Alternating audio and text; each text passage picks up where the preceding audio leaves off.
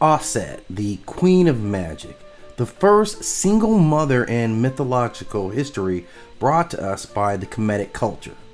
Now, we often say that single mothers are born from struggle, but this one here, she was born from a divine tragedy.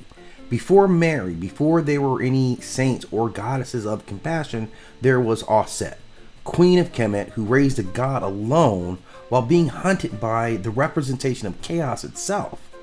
Now, when her husband Ausar was murdered and dismembered by their very jealous brother Set, Auset didn't break.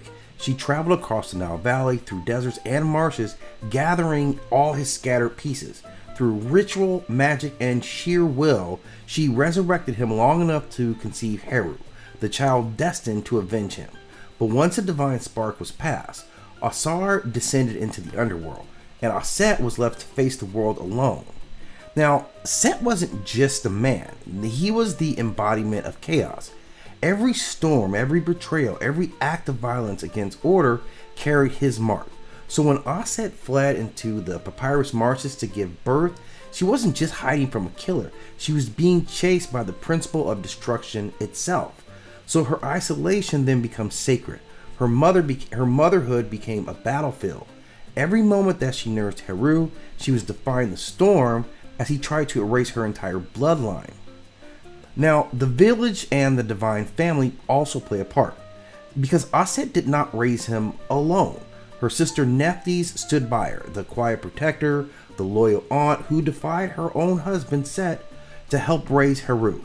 There was Hathor, the goddess of joy and love, who came as an emotional refuge, the one who restored Auset's strength when grief really almost broken her down.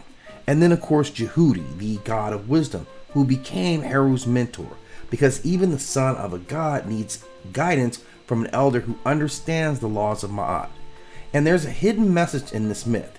Even divine mothers need community. Even divine sons need teachers. So Auset's story is more than mythology. It's a mirror of every woman who's ever had to fight alone. She represents the feminine force that endures when the masculine collapses. This restores balance when chaos consumes. She built her kingdom not through wealth or war, but through devotion, intelligence, and resilience. In modern terms, she's every mother holding it down while the world throws a storm her way. Every woman turning pain into power. Now, because of her, Heru grew up in the light. He became the living principle of Ma'at. Her motherhood restored order to the entire world. And from that legacy came the archetype of Mary and countless other divine mothers across civilizations. Auset proved that creation doesn't just belong to the gods, it belongs to those who love deeply enough to protect it. So when we talk about single mothers, remember this. The first one didn't just raise a man, she raised a god, and she did it while standing in the eye of the storm of chaos.